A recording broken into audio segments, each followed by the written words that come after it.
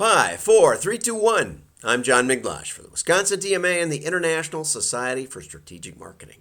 Well, I'm working from the cave today because it's 20 below and the internet seems to be down at the office.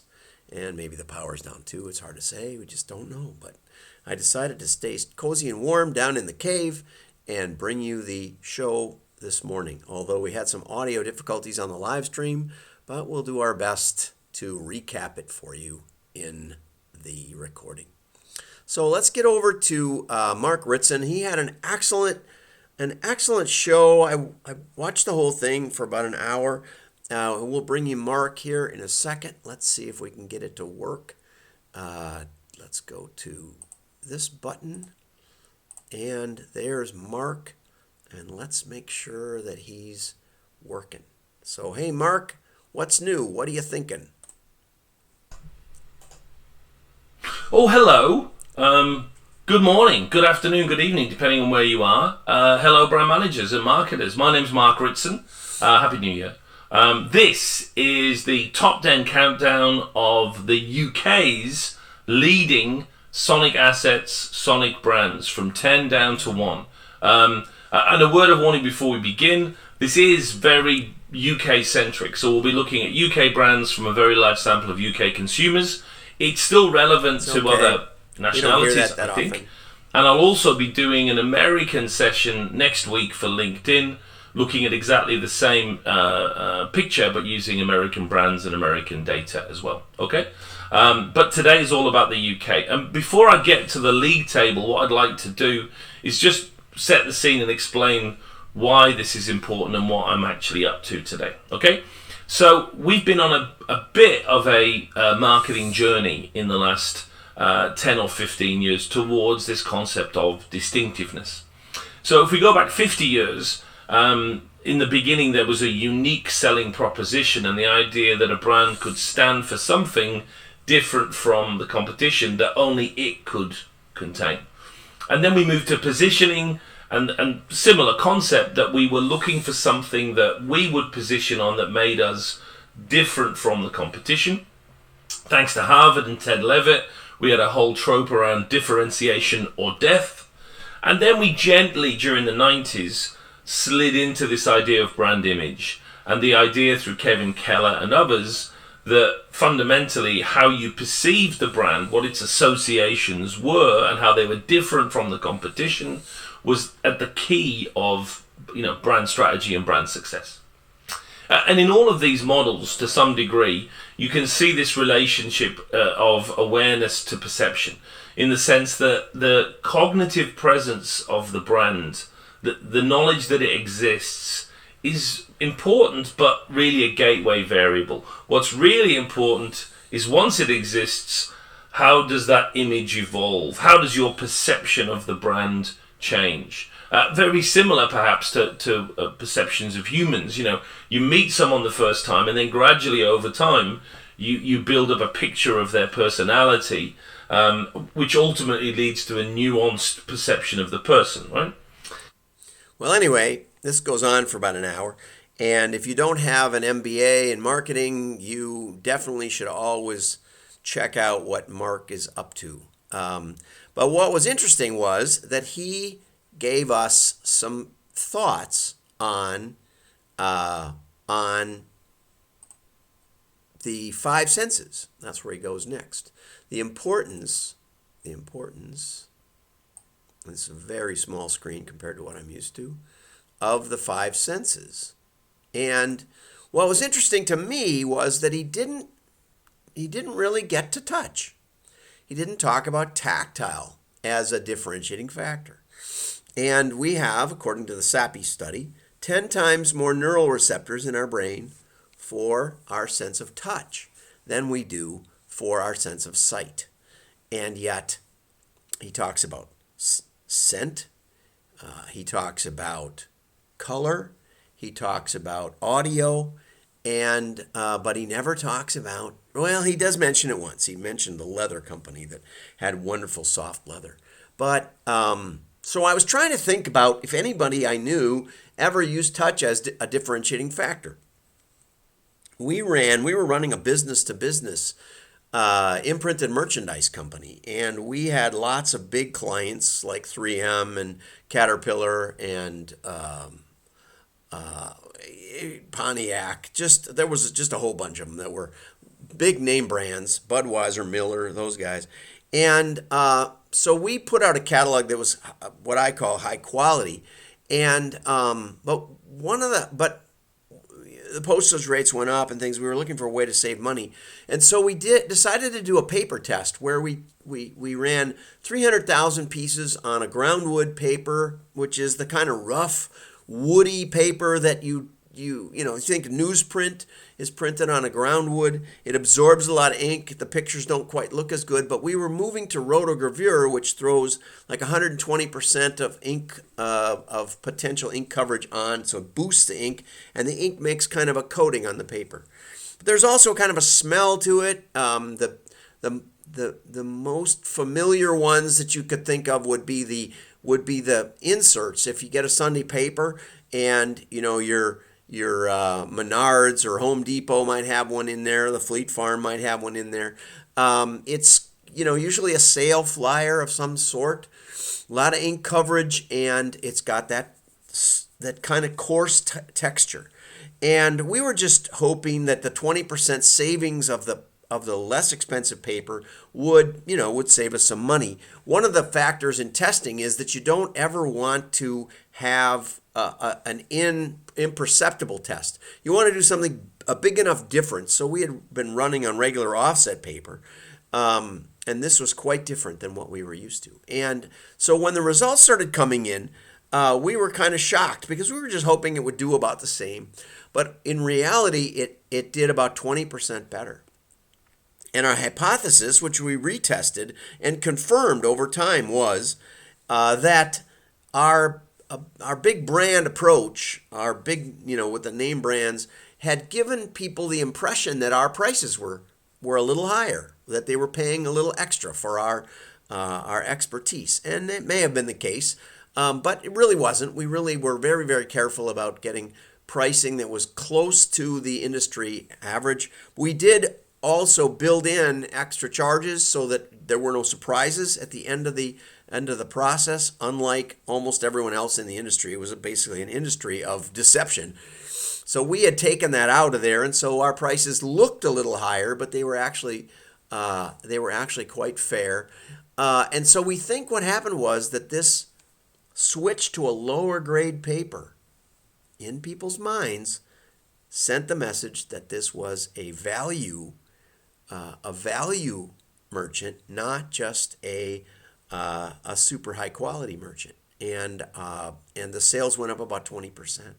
And so that became our distinctive. Our distinctive was that we printed on lower grade paper than almost everybody else in business to business. And I suppose that is a sort of a branding if you think about it that way. So I highly encourage you to get over to Mark, and I'll try to put a link in the show notes. If this thing all works, we'll give it a try. Then I also wanted to touch on Summer Gould has an excellent article on boosting your direct mail with variable data. And she said it can boost the effectiveness and make a more personal and relevant target-specific segment. And that's one of the difficult issues. As I always mention, personalization, because we say I'd be much more likely to buy if it was something I was interested in. Because we say that, we make the inference that if I can guess what you're going to be interested in, then I will sell more. And so there's this almost insatiable effort to try to guess what you're going to be interested in next. And the fallacy there is that we don't know. There's no reliable data source that tells us what you're going to want next. I'm not interested in tires. I got a bunch of new tires before winter, but the style consultant had a flat tire yesterday. So she'd be interested in your tire offer at the moment, but tomorrow she'll have new tires. And there you go. And, last night we went and bought a toaster at the Walmart nearby the theater. We went out on a date, and the Reason was our toaster quit working. and that was it. No more toaster, no toast, no happiness. So I was looking for offers on toasters, but I didn't find any. And so we just went and got another one similar to what we had, because we don't really believe that there are super quality toasters anymore. And so you just get one at the Walmart. But the point is, if you don't know what your next need is, then I'm not going to know. And maybe we should set aside the dream that we can somehow make it more personal and relevant. Now, she mentions fonts, colors, images, layout, and text all affect how well your direct mail is received. I did a project for the Billy Graham Association long ago, and what we found was that their annuity ads aimed at elderly women, as it happens, if the typeface was below 8 point, it didn't just go down in a linear fashion. It went along like that and then dunk down to nothing. They got no response if the type was too small. And so if you're offering something to both young and old alike, they're not alike. We need our glasses. I had beautiful eyes when I was young, but now I have glasses. And so if you're going to offer something to the elderly, make sure the typeface is big enough. Test it. I'm not telling you what to do here. I'm telling you, test it. Try it. Okay. And Summer says you can segment your customers into groups, optimizing your printed pieces to appeal to each group. And you don't have to run this all in one run and have fancy computer interfaces and all digital presses. You can just do a run of this and a run of that, and you can even still A/B split them along the way. Okay, so again, she mentions fonts and images. I was trying to think of a couple of examples of a really good, solid example of variable data. And the best one I could remember was from that company that did imprinted merchandise back in the day. And I mean, they still do today. They just don't have the catalog anymore. Sold it off for millions. But we got a letter from AT&T corporate saying that we were no longer permitted to take orders from AT&T employees who wanted to use the AT&T logo, because as it turned out in those days, the AT&T logo had 6 versions, and if you got it wrong, you would make the logo, the globe, look flat and dented in rather than round and shiny. And so I got them to send me a rule book where I learned why most of the AT&T logos were in fact wrong. And we got Foley and Lardner to come in, and the big attorneys, and they said, well, AT&T really can't tell you not to take an order from their employees. I mean, it's not like their employees are not allowed to use their logo or authorized to spend the money. That's not your problem. You should be able to take the orders. So I said, well, what's going on is that the employees are ordering from a wide variety of merchants who don't know the rules. We know the rules. So what we did was we looked at our rented list. We talked to our merge purge house, our data house, and we said, whenever you see AT&T in the address line, in the business name line, set them over side, or essentially, we're going to give them a different inkjet message rather than, a wide variety. Call us. We have a lot of other stuff besides what's in the catalog.